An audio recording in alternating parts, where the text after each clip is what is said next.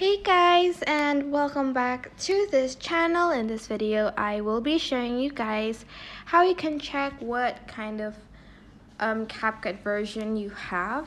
So to check that out, you can go up here to settings, and then as you can see there is a version bit. I have the 6.2.0 version of CapCut. You can also check it on the App Store. There's like a version history. As you can see, I have the 6.2.01, and I guess I need to update it now, so I'm just going to press update on the app to update like my CapCut.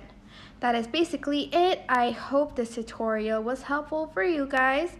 Don't forget to like, comment, share, and also subscribe to this channel if you haven't done that. If you have any questions, just leave it in the comment section down below, and I will try my best to answer them all. Thank you so much for watching. Bye!